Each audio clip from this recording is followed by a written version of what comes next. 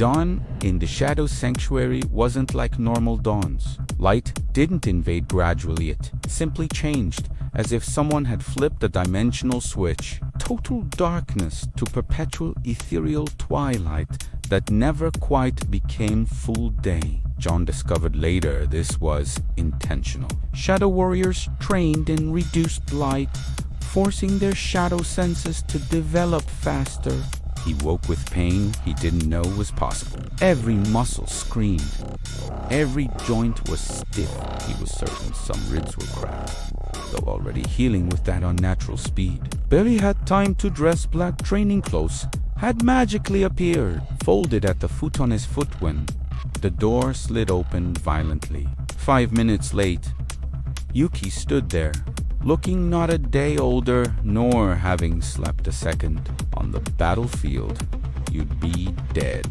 50 push-ups. Now, John threw himself to the floor and began.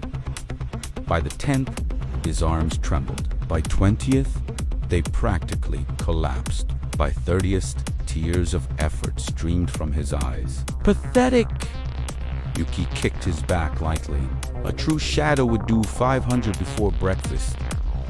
Up, run. The complex was enormous. John ran, lungs burning, legs like lead. Other shadow warriors, trained in various dojos and courtyards he passed, all watched with that look: pity, curiosity, judgment. On the 3rd lap, he collapsed, simply couldn't anymore. Fell to his knees on the stone path. Yuki materialized beside him from nowhere. Up, then you'll die. It's that simple. You think I'm cruel? I'm mercy. Compared to what your enemies will do, they'll tear out your throat while you gasp. Anger, hot and burning, rose up John's spine like liquid fire. I'm not spoiled. He spat, rising, stumbling. Prove it! Yuki released him. Run or crawl. Choose. The next days were carefully orchestrated hell. Wake before dawn. Running, push-ups, squats, sit-ups. Repeat until body screamed. Then hand-to-hand combat with Yuki. Then meditation harder than any physical exercise because it required John to stay completely still and try to hear the shadows. Then study shadow warrior history, human anatomy and vital points, combat strategies, languages Japanese, Mandarin, Korean, and then, when John thought he could finally rest, came weapons training. That's where he met Ryo. So you're the rookie Yuki's torturing. Ryo lazily spun a katana. Heard you survived almost an hour with her first day. Respectable. Ryo offered the katana. Ever held a sword? No. Perfect. No bad habits to unlearn.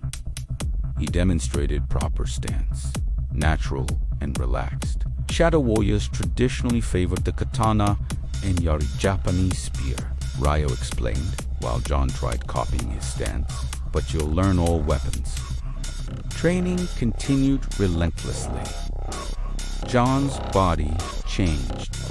Muscles developed. His posture became predatory, balanced. Scars accumulated from training and combat. His mind changed too. Studies began making sense. Knowledge of pressure points no book had taught. Manifested when needed.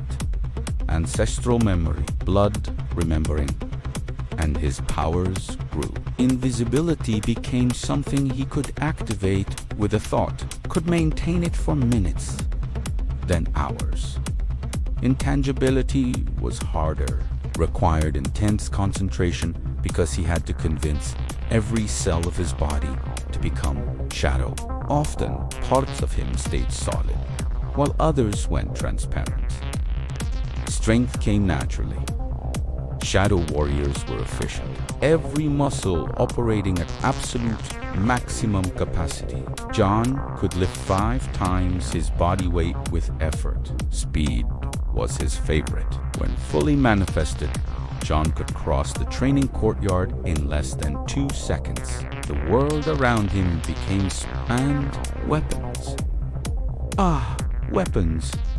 Ryo mastered swords. Akira taught him spears and staffs. Chun taught archery. Nadia taught him dirty combat. Knives, garats. Martial art is beautiful, Nadia said. But beautiful doesn't win wars. Dirty wins, fast wins, alive wins. Gradually, Jon discovered his natural affinity. Kata Mitorusta, 2 swords. Right hand for attack, left for defense. Flowing between offensive and defensive. And the Yari Japanese spear. Something in the weapon resonated with him deeply. The reach, the versatility. In Jon's hands, the spear danced like a living serpent. Your ancestor, Yuki said one day, was called Kage no Yari Shadow Spear. He killed 200 men in a single night. You have his blood. On the 60th day, Yuki finally smiled at him. You're ready. Ready for what? For your baptism by fire. Tomorrow, you face the 12. Jon felt cold down his spine. 12 shadow warriors, the sanctuaries best below the masters who tested each novice. If you survived for 10 minutes, you passed. That night, Jon couldn't sleep. Sat in the Zen garden outside his room, watching shadows dance under the perpetual twilight's eternal light. He looked at his hands, calloused, scarred, strong. Hands that had learned 20 ways to kill another human being with maximum efficiency. Were they still his hands? Doubts, Kage, materialized beside him. Not about the test, about who I am now, your shadow. I was Jon Morrison, farm boy, helped dad with harvests, complained about chores, was normal, and now I know 300 ways to kill people. Can disappear, walk through walls, fight 20 men simultaneously. What does that make me? Makes you a weapon, Kage said honestly. But weapons don't choose their targets. Warriors choose. You're still Jon Morrison, the boy who leaves extra food for the sanctuary cats. Power doesn't define character. You define how you use power. Can be monster who kills without thinking, or can be guardian who uses strength only when necessary. Choose. I want to be good, Jon whispered, but I have so much hate. Sometimes I wake up just wanting to destroy everything. Hate is a tool, like a sword. Use it when necessary, but don't let it use you. Tomorrow, you face the after. We hunt the assassin. Jon stayed alone with his thoughts until dawn. It was time to prove the last 3 months hadn't been wasted. It was time to face the 12.